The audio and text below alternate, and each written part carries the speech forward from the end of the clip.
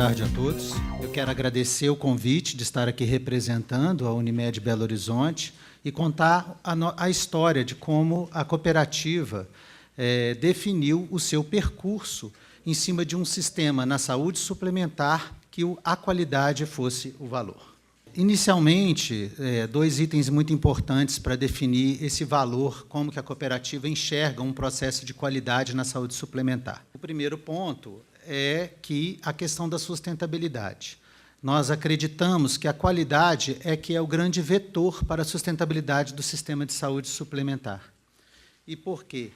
Porque ela que é capaz de avaliar e identificar todos os desperdícios da cadeia produtiva nesse setor, para que eles possam ser corrigidos, trazendo mais eficiência para a pessoa central nesse processo, que é o cliente do sistema, que é aquele que financia esse sistema para que ele possa permanecer saudável. 3 pilares nortearam o nosso plano nesse período que nós chamamos do ciclo de 2002 e a projeção até 2018. O primeiro pilar foi como mudar o foco da gestão das instituições de saúde que atuam dentro da saúde suplementar. Um foco voltado eminentemente para faturamento e mudar este foco para a discussão de qual é o valor, o que se pretende entregar na oferta em um sistema de saúde.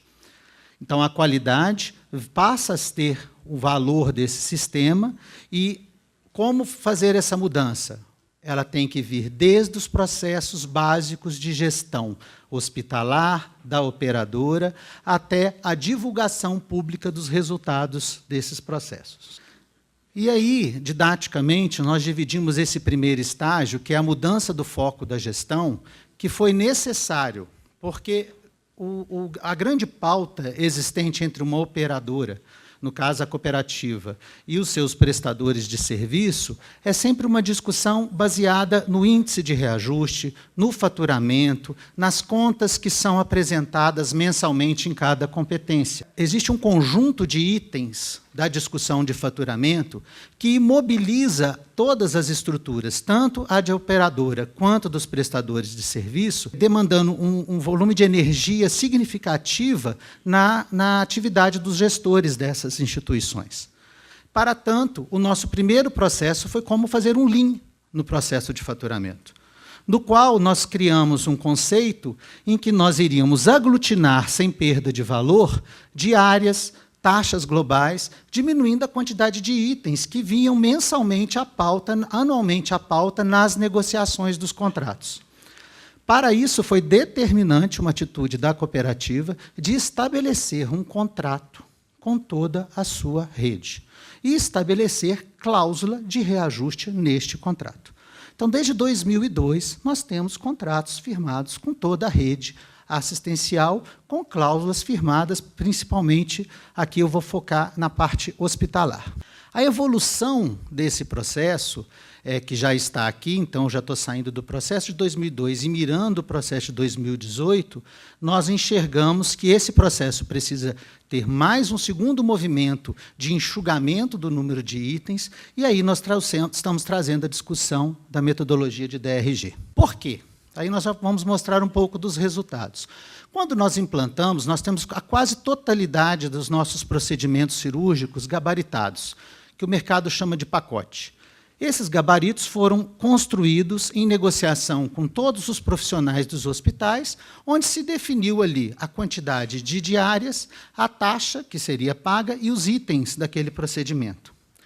Quando nós fizemos uma comparação do resultado da implantação dos gabaritos cirúrgicos pela metodologia do DRG, e olhando a permanência dos procedimentos cirúrgicos, o primeiro ponto que nós identificamos é que o custo médio tinha sido reduzido em 12%.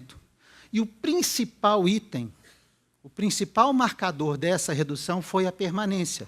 Como já foi dita na palestra anterior do Renato, em que o cirurgião já trabalha com um modelo de um pacote de dias, o qual ele já sabe quantos dias aquele paciente vai estar internado. Quando nós avaliamos as internações clínicas, que possui uma conta no modelo Fee-for-Service aberto, usando a mesma metodologia que possibilitou a avaliação dos gabaritos cirúrgicos, nós identificamos que o nível de desperdício comparado em número de diárias era de 2% nas internações cirúrgicas.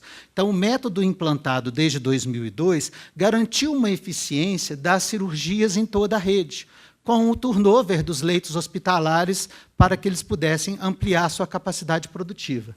Mas, em compensação, quando nós comparamos as internações clínicas, nós tínhamos 79% a mais em diárias do que a referência mundial. Isso nos levou a crer que o processo de Lean que tínhamos que fazer nos itens para que fosse mais fácil o diálogo com a rede para a transição dessa metodologia, nós estávamos no caminho correto.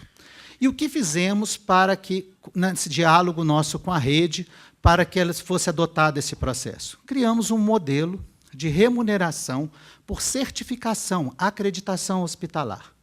A adesão imediata dos prestadores que foram feitas ao longo do tempo, inicialmente tinha um reajuste imediato de 7% sobre as diárias e um prazo de 36 meses para que eles acreditassem. Se ele atingisse ONA 2, esse índice era corrigido a 9%, e se atingisse ONA 3, esse índice iria a 15% de reajuste nas diárias globais e nas taxas. Só para dar uma dimensão do volume de recursos, em 2015 isso significou 37 milhões a mais, além da produção distribuída à rede, como um resultado do incentivo pela acreditação. E hoje, 96% da curva A de hospitais da Unimed Belo Horizonte está acreditada. Então, isso trouxe um ganho. E mais uma medida de como nós utilizamos os indicadores. Nós fomos verificar o índice de atraso de faturamento em cada competência. Por quê? Com a qualificação dos processos dos nossos parceiros, o diálogo e a discussão sobre DRE, sobre margem de contribuição, ele passou a ser mais produtivo à mesa de negociação.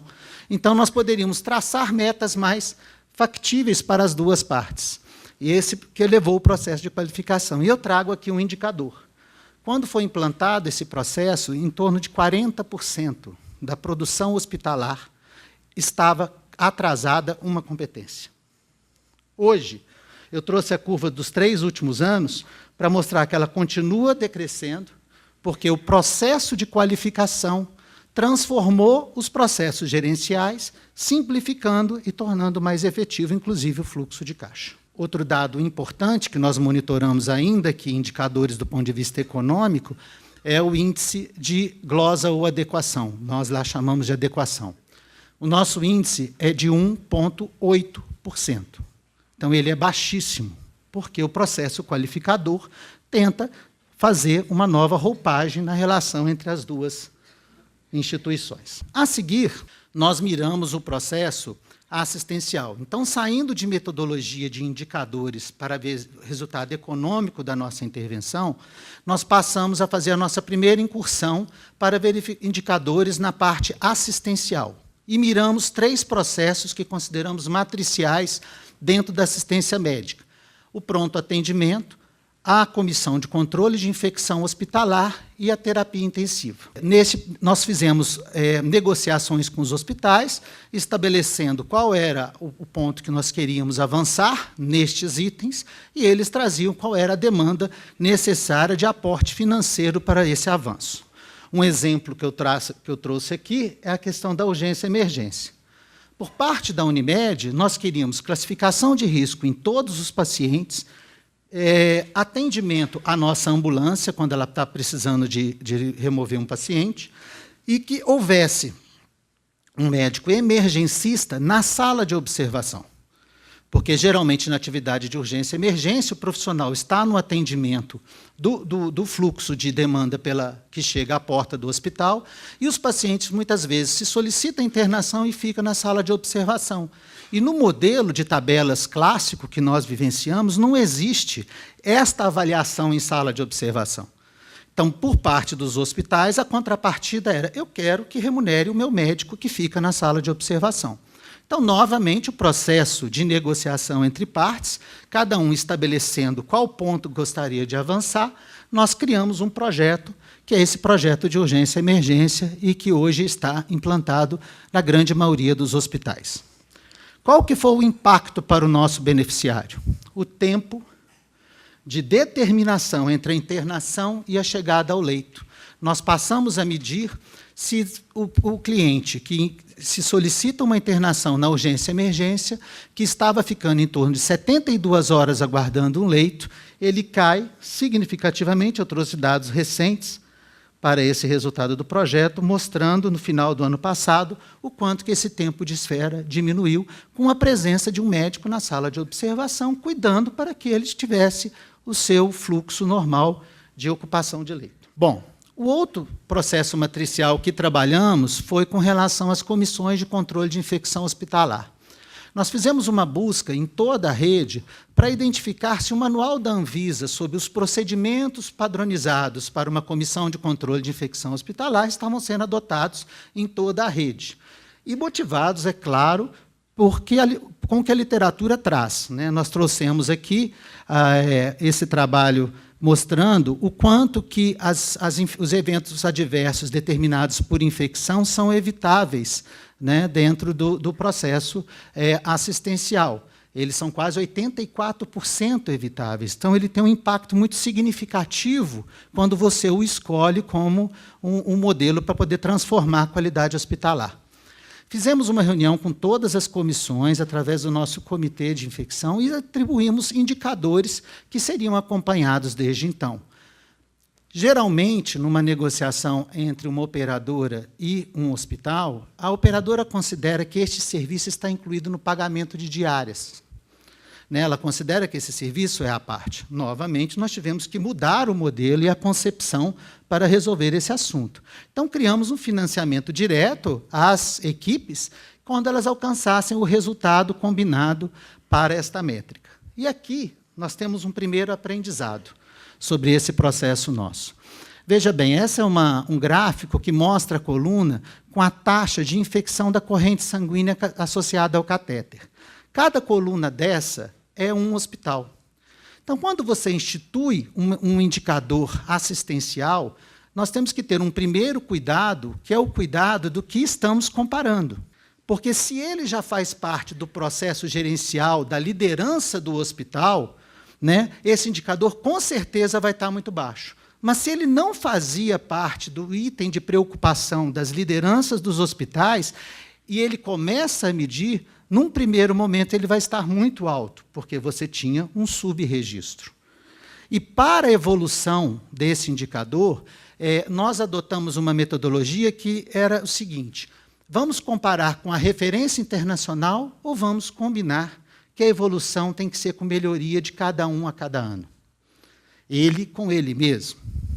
E essa é, hoje, a nossa posição mais frequente quando nós estamos discutindo métrica e padronização de referência na assistência, sempre comparando a evolução do prestador com ele mesmo. O próximo passo, sob gestão de indicadores, evoluindo aqui aquele modelo epidemiológico sobre o evento, né?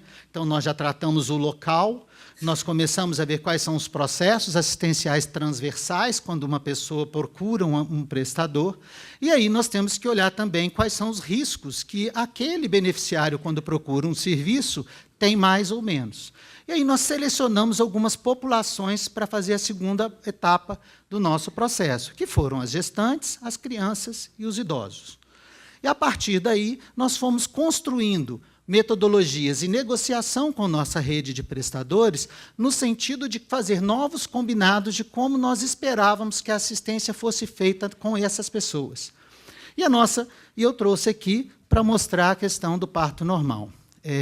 Esse gráfico ele mostra, desde 2009, a nossa taxa de parto normal na rede, que era de 21%, e chegamos ao final de 2015 com 33% de parto normal. Para nós, uma grande vitória.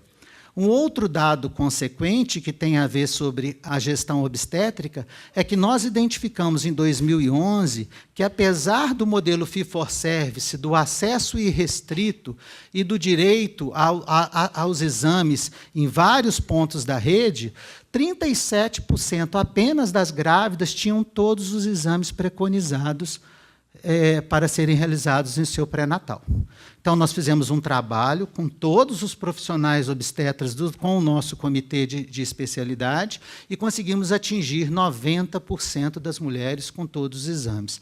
Esse dado nos surpreendeu, pois, geralmente, a saúde suplementar considera que toda a sua produção é abusiva e além do limite, e aqui ela estava em suboferta.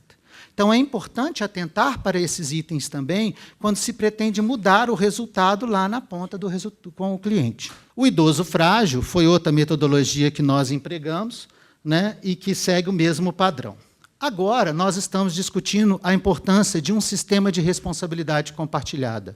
Os nossos próximos passos são esses. A responsabilidade de todos os atores nesse sistema, que seja seguro, que utilize protocolos com evidência clínica, em que o beneficiário é o agente também de transformação, que existam bases de dados assistenciais disponíveis, que ele seja navegável na hora que o paciente mais precisa da urgência e que tenha uma coordenação do cuidado. E, para tal, surge um novo desafio na atenção à saúde dentro de um sistema, que é a questão tecnológica. Porque, para trazer o usuário, o beneficiário ou o cliente para este processo, nós vamos precisar conectar, integrar, orientar e referenciar. E isso, na saúde suplementar, geralmente é um tabu, porque o usuário tem que estar conectado com a atividade.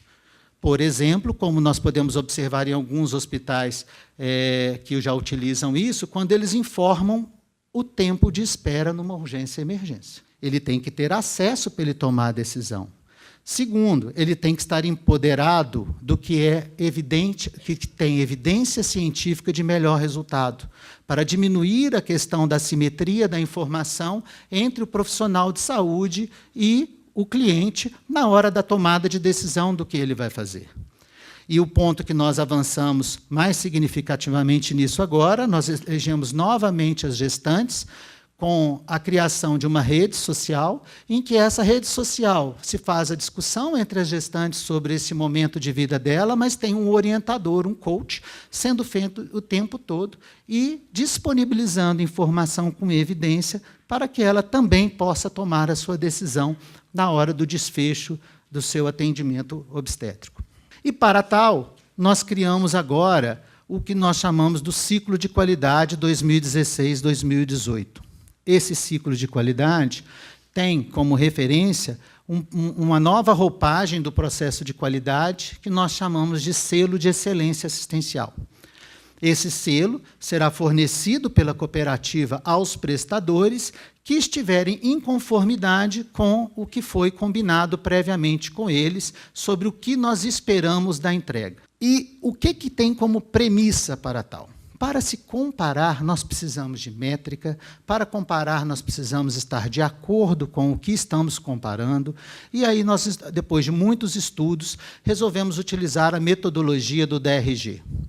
Há 3 anos, nós começamos isso nos nossos próprios hospitais, e a rede foi convidada a aderir. Nós chegamos agora, em 2016, com todos os hospitais da curva A aderidos à metodologia de coleta do DRG, para que nós possamos fazer uma discussão organizada sobre o resultado da assistência. Temos em nosso banco hoje já 225 mil internações categorizadas por esta metodologia, o que já nos permite fazer alguns estudos. E qual é a característica principal? Esse dado não é da Unimed. Este dado é compartilhado. O mesmo sistema em que a equipe da Unimed veja o resultado, ele está disponível para o hospital para ele ver o resultado. E nós discutimos o resultado.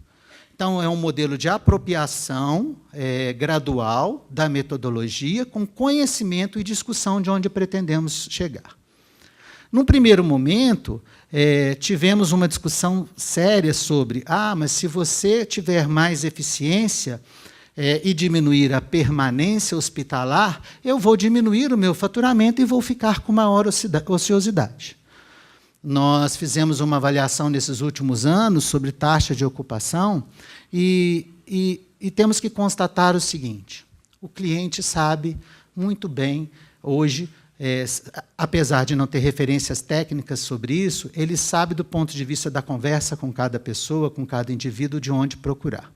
E os hospitais que têm o melhor nível de serviço têm, em média, 90% de taxa de ocupação. E alguns hospitais que não estão certificados, inclusive, têm uma taxa de ocupação de 65% a 60%. O que é que pode acontecer nessa história? Nós fomos avaliar se a melhoria do perfil de eficiência dos prestadores com relação à permanência hospitalar na clínica médica, como eu abordei anteriormente, se isso traria algum impacto na operação hospitalar quanto à ocupação e, portanto, no seu faturamento. E aqui embaixo nós trouxemos o exemplo de um estudo que fizemos de 5 trimestres consecutivos, acompanhando um hospital, no qual nós disponibilizamos uma equipe para fazer atenção domiciliar e deshospitalização, e ele fazia a gestão do corpo clínico no sentido de tentar conseguir o melhor resultado de permanência em sua unidade. E o resultado foi o crescimento do faturamento deste hospital, e não houve queda em momento nenhum. Porque, a partir do momento que se disponibiliza um leito num hospital de referência, ele é demandado por toda a rede, pelos médicos e pelos clientes. Então, isso jogou por terra a primeira argumentação a respeito de ociosidade que poderia a metodologia trazer. Neste selo de excelência, nós vamos estar avaliando 5 dimensões, né? Não estamos inventando a roda, é o que já está estabelecido, como foi discutido anteriormente. A dimensão de segurança, uma dimensão de desempenho, a certificação, o acesso e a conformidade normativa. Tem um contrato assinado todo ano, a gente consegue fechar o contrato, nós seguimos os dois, as regras da agência, do órgão regulador, essa dimensão ela é mais simples de ser explicada. E aí nós vamos detalhar um pouco mais sobre como que esse processo se dará. Então, a dimensão de segurança será responsável por 20% desses pontos sobre o selo, e ela segue, basicamente, o Programa Nacional de Segurança do Paciente, que a agência determinou. Então, nós vamos discutir identificação do paciente, prevenção de úlcera de pressão, prevenção de queda e cirurgia segura. Nós já estamos em campo com uma equipe, esse processo todo, ele trouxe uma mudança muito importante no nosso modelo de regulação, porque hoje 65% da equipe de auditoria da Unimed BH não olha a conta. Eles não trabalham com conta hospitalar. Eles trabalham acompanhando permanência, deshospitalização, indicação de terapia intensiva, cirurgias de alta complexidade em bloco, taxas de infecção. Então, é uma equipe dedicada e que faz uma visita ao paciente durante a internação, o qual nós vamos explicar mais adiante, que é o ponto fundamental desse modelo, que está dentro desta dimensão de desempenho. Então, os 5 primeiros indicadores, eles servem para qualquer prestador. Por quê? Eles são dados pela metodologia do DRG. Pelo DRG, você consegue comparar a mortalidade baseada pelo case mix daquele hospital. Então, se ele recebe um conjunto de internações mais complexa que o outro, ele consegue fazer, nós conseguimos identificar e saber se os eventos que lá estão acontecendo estão relacionados a casos complexos de mortalidade ou casos que não deveriam evoluir com morte do cliente. A reinternação, para evitar que o processo de gestão de permanência acabe desencadeando uma baixa qualidade na assistência hospitalar e que traga novamente o cliente para resolver o seu problema. As condições adquiridas, que nós monitoramos todas elas, o tempo de permanência, que para nós é um marcador excepcional e muito simples para dizer sobre eficiência e eficácia de uma operação hospitalar, e a pesquisa de satisfação. Neste ponto de indicador geral, é pesquisa de satisfação mesmo, que eu vou mostrar mais adiante. É a Datafolha que faz uma pesquisa com os nossos clientes e expertise para poder avaliar o que ele achou daquilo. Aqui é satisfação. Do outro lado estão os indicadores específicos, que são aqueles indicadores ligados à operação principal daquele hospital. Então, o parto será utilizado nas maternidades. Naqueles que têm cirurgia cardíaca, os indicadores são só esses que nós vamos utilizar, que têm a ver com a complexidade. Aqui também tem uma outra reflexão que estamos fazendo. No processo de apropriação do modelo de qualidade, onde nós temos que envolver todos os atores, os gestores das unidades, os médicos, o corpo clínico deste hospital, o saber de cada um sobre o indicador ele é assimétrico. Então, para um processo muito específico, como uma equipe de cardiologia, o indicador porta-balão e porta-ECG é importante para a equipe saber, lá na capilaridade, qual é o resultado. Mas, para o cliente, isso não significa nada. Então, nós também estamos fazendo hoje estudos, buscando aqui uma forma de, dentro do selo, saber comunicar. E estamos com uma tendência de em alguns indicadores, avaliar sobrevida após 30 dias da alta. Que isso o cliente sabe identificar o que significa. Dentro do desempenho vem o nosso a inovação que a gente considera na operação de saúde suplementar desse item, que é a experiência do cliente. Nós estamos hoje com 10 enfermeiras visitando, como eu disse, todos os nossos beneficiários, até para saber se eles estão tendo sua guia autorizada a tempo, se existe algum problema burocrático para resolver, porque quando nós olhamos evento adverso, lá na métrica do aumento de permanência, muitas vezes você tem um espectro muito grande de problemas, que pode ser a autorização, porque uma operadora que demora a autorizar, ela está tendo um prejuízo enorme para o seu resultado, porque a pessoa continua lá internada e sem ter seu problema resolvido, mas algumas vezes é a agenda do bloco do prestador que não tem vaga. E o beneficiário está lá aguardando para ser atendido. É a agenda da ressonância magnética e da tomografia que está ocupada. Então, a nossa equipe hoje está avaliando esta experiência do cliente, e aqui nós buscamos esses indicadores numa referência do que o Medicare anda fazendo, que é a comunicação com a enfermagem, ou seja, quando você está internado, você sabe o nome do enfermeiro que te atende? Você conhece o nome do médico? Você sabe se está tomando alguma medicação para a dor e qual é esta medicação para a dor? Quando você chama a equipe hospitalar vem te atender em quanto tempo? Qual é a sua opinião sobre o nível de ruído dentro de um hospital? Qual a nota? Aqui não é a satisfação. Qual a nota que você dá para esse hospital? E aí, para complementar essa pesquisa, que é a vivência do cliente desse processo dele de internação, o que a gente chama a atenção, que é muito diferente sobre o nível de satisfação, que são as carinhas, que a gente, às vezes, pede à pessoa para dizer qual que é a que representa, é como nós vamos fazer a transição do cuidado. Porque uma pessoa que teve um AVC e vai receber alta, ele tem que sair do hospital com a sua agenda de fisioterapia e o consultório médico agendado. Então, a transição do cuidado é um ponto fundamental para que ocorra uma prestação de serviço adequada e que sirva de referência para o nosso cliente. A outra dimensão é muito simples. Nós fizemos um trabalho, um esforço enorme para ter ONA 2 e agora nós vamos incentivar toda a nossa rede a ter a sua acreditação internacional. É só isso. E no acesso, baseado nos programas que nós vimos. Porque na hora em que o beneficiário que compra um plano de saúde mais precisa, é geralmente quando ele tem problema. Porque ele consegue marcar uma consulta rápido, ele consegue muitas vezes fazer o seu exame, mas na hora que ele está numa emergência, precisando de um leito, ele tem dificuldade de acesso. Então, para nosso valor também, voltado como cliente, como foco, nós vamos monitorar o tempo porta-médico e o tempo em que o médico solicitou a internação e que o beneficiário chegou ao leito. Se houve ou não acesso livre à ambulância nossa, que solicita a vaga nos casos de urgência e emergência, e se os serviços contratados não estavam disponibilizados. Porque quebra de equipamento tem que ter modelo de contingência. Isso é uma responsabilidade do prestador de serviço. O que nós esperamos com isso é dar um novo passo quando nós começamos essa apresentação, que é mudar o foco da atenção.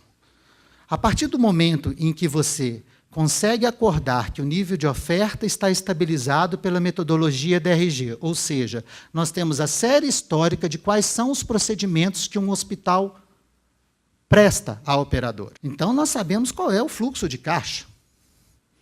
Então, nós podemos deixar de discutir qual é o reajuste da seringa, da agulha.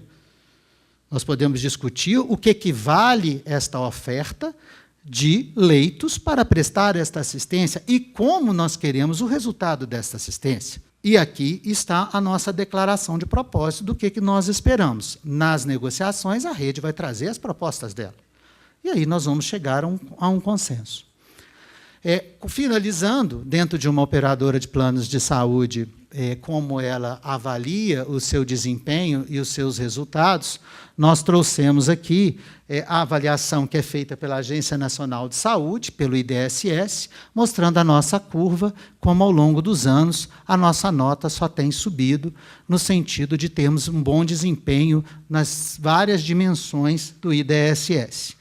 E também realizamos pesquisa de satisfação feita pelo Datafolha, tanto com os nossos clientes quanto os nossos cooperados, e com uma empresa expertise, que é a que faz o Vigitel, do Ministério da Saúde, para avaliar essa experiência durante a internação. É fundamental a transparência. É fundamental não ter medo nem receio de mostrar qual é o nível de satisfação de quem está trabalhando nesse processo, como eles enxergam esta operação. E essa transparência ela é necessária para o sistema para que ele fique viável e que nós possamos chegar com sustentabilidade no futuro, diante dos desafios de incorporação tecnológica e mudança de transição demográfica que vamos viver nos próximos 25 anos, nós precisamos estar preparados para isso.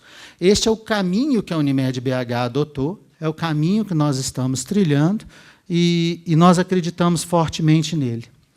E, para tal, a nossa crença é que só é possível fazer essa mudança se todos os atores participarem desse processo. Ele tem que ser consensado, ele tem que ser por adesão, ele tem que ser por negociação e diálogo, mas diálogo com data marcada, porque a virada da curva demográfica do Brasil já está dada.